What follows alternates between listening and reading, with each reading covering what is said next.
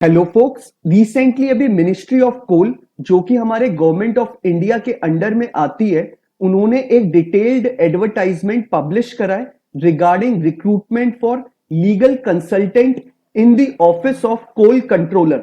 कोल controller का office आपका ministry of coal के अंडर में ही आता है। इस डिटेल्ड एडवर्टाइजमेंट को समझाने से पहले एक इंपॉर्टेंट इंफॉर्मेशन वीडियो की स्टार्टिंग में देना चाहता हूं। जो भी बच्चा अभी लॉ ग्रेजुएट हुआ है, एज अ फ्रेशर है अभी वो, तो वो इस वीडियो को स्किप कर सकता है, क्योंकि इस पूरे रिक्रूटमेंट प्रोसेस का पार्ट बनने के लिए आपको नंबर ऑफ इयर्स का एक्सपीरियंस चाहिए। साथ ही साथ अगर वो इसे इंफॉर्मेटिव पर्पस या फ्यूचर पर्सपेक्टिव के पर्पस से कंटिन्यू देखना चाहता है तो वो देख सकता है, अदरवाइज वो इसे स्किप भी कर सकता है। अब एक इंपॉर्टेंट इंफॉर्मेशन और, जो भी अभी बच्चा लॉ स्टूडेंट है, लॉ ग्रेजुएट हो चुका है या फिर as a practicing advocate practice कर रहा है ऑल ओवर इंडिया किसी भी कोर्ट में, वो इस चैनल को सब्सक्राइब कर सकता है।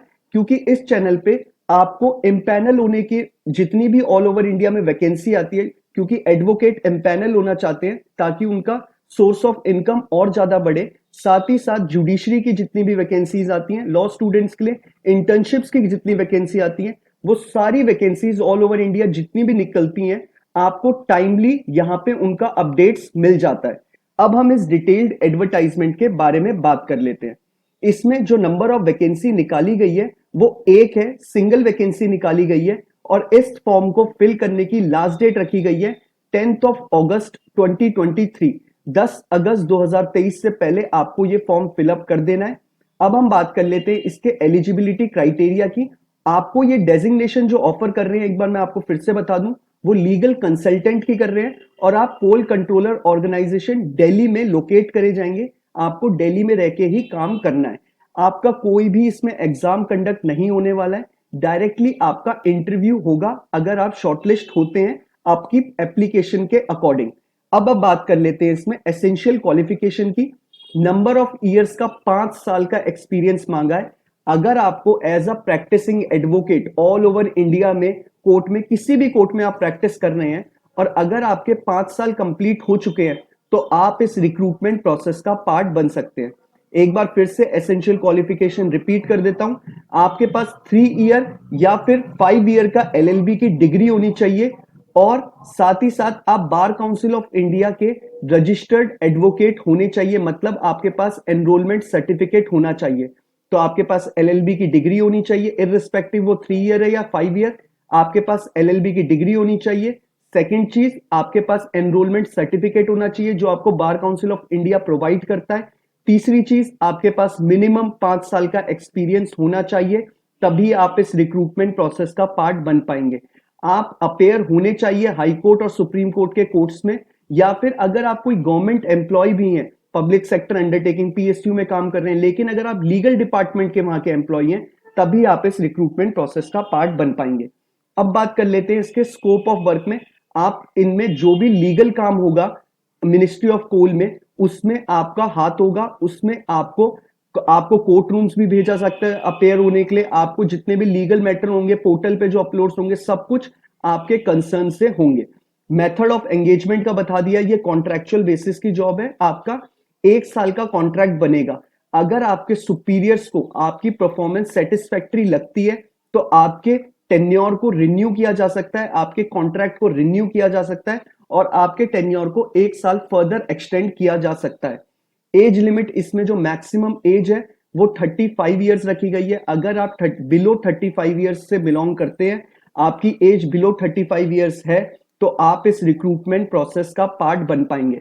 अब बच्चे पूछेंगे कि हमें एज कैलकुलेट कैसे करनी है। आपको 10th ऑफ अगस्त 2023 के अकॉर्डिंग अपनी एज कैलकुलेट करनी है। अगर आप 35 साल से बड़े होते हैं 10th ऑफ अगस्त 2023 के अकॉर्डिंग, तो आप इस रिक्रूटमेंट प्रोसेस का पार्ट नहीं बन पाएंगे। अब बात कर लेते हैं सबसे इंपॉर्टेंट चीज की, रेम्यूनरेशन की और सैलरी की। रेम्यूनरेशन जो आपको प्रोवाइड करेगा मिनिस्ट्री ऑफ कोल, वो 75,000 रुपीज मंथली प्रोवाइड किया जाएगा। इसके साथ आपको कोई भी एक्स्ट्रा बेनिफिट्स नहीं दिए जाएंगे, जैसे HRA, convince allowance, separate monthly allowance, कुछ भी नहीं मिलेगा। सिर्फ आपको 75,000 रुपीज मंथली मिलेंगे। एक डिसेंट अमाउंट है। आप इस फॉर्म को फिल कर लीजिए अगर आपका एलिजिबिलिटी क्राइटेरिया इसके साथ मैच करता है। अब हम बात कर लेते हैं इसके सिलेक्शन प्रोसेस की। इसमें सिंपल प्रोसेस है, आपको अपना एनेक्स्चर जो मैं आपको नीचे डिस्क्रिप्शन बॉक्स में दे दूंगा, आप वहां से डाउनलोड करके प्रिंट आउट करके उसको पूरा भर लीजिएगा, और गिवन एड्रेस जो एड्रेस है वो भी नीचे आपको डिस्क्रिप्शन बॉक्स में मिल जाएगा। वहां आपको स्पीड पोस्ट या फिर पोस्ट के जरिए आपको अपनी एप्लीकेशन बिफोर 10th ऑफ अगस्त 2023 से पहले पहुंचानी है। कोई भी रिटन एग्जाम नहीं है। अगर आपकी एप्लीकेशन शॉर्टलिस्ट होती है तो आपको इंटरव्यू में बुला लिया जाएगा। एक इंपॉर्टेंट चीज मैं आपको बताना चाहूंगा, आप इसे जरूर अप्लाई करिएगा। रीजन मैं आपको साथ साथ बता देता हूं। रीजन ये है इसे अप्लाई करने का, क्योंकि जब आप 35 ईयर्स, मान लीजिए आप सिलेक्ट हो जाते हैं और जब आप आगे इम्पैनल होना चाहते हैं, क्योंकि हर वकील बाद में इम्पैनल होना चाहता है बहुत सारी कॉर्पोरेट फर्म्स के साथ, corporate firms, public sector undertaking, PSU के साथ, जब आप वहां पर अपना रेज्यूमे भेजते हैं तो उनको इफेक्ट पड़ेगा, बहुत इंपैक्ट पड़ेगा आपके रेज्यूमे को देख के कि आपने मिनिस्ट्री ऑफ कोल के अंडर में भी काम करा है। तो ये आपके रेज्यूमे को स्ट्रांग बनाएगा। इसलिए मैं चाहता हूं आप इसे जरूर अप्लाई करें। सिलेक्ट होना ना होना दैट्स अ डिफरेंट थिंग।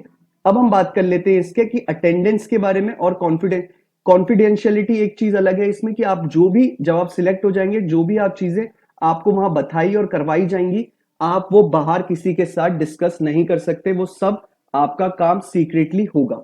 बाकी अब अगर आपको इस पूरे एडवर्टाइजमेंट के रिगार्डिंग कोई इश्यू आता है, कोई भी किसी तरीके का आपको क्वेरी अराइज होती है, नीचे बेझिझक होके आप नीचे कमेंट बॉक्स पे अपना कमेंट लिखिएगा। सब जानते हैं मैं टाइमली बेसिस पे आपके कमेंट्स का रिप्लाई कर देता हूं। अगर कोई ऐसी चीज है जो आप ओपन प्लेटफॉर्म पे नहीं बोलना चाहते तो आप इंस्टाग्राम पे मुझे पर्सनल टेक्स्ट ड्रॉप कर सकते हैं। मैं वहां भी आपको कोशिश करूंगा टाइमली रिप्लाई कर दूं। एक इंपॉर्टेंट चीज, जहां आपको ये पोस्ट करना है अपनी एप्लीकेशन, उसका एड्रेस भी मैं आपको नीचे डिस्क्रिप्शन बॉक्स में लिख दूंगा, आप ताकि वहां पर देख के अपना जो एनवलप बनाएंगे उस पर लिख के भेज सकते हैं। बाकी अगर आपको कोई भी क्वेरी अराइज होती है, मैं आपको बता चुका हूं, आप मुझे नीचे कमेंट बॉक्स पे लिख सकते हैं। वीडियो पसंद आया हो तो लाइक शेयर जरूर करिएगा, और अगर लीगल वैकेंसी टाइमली आप जानना चाहते हैं तो इस चैनल को सब्सक्राइब भी करिएगा। Thank you so much.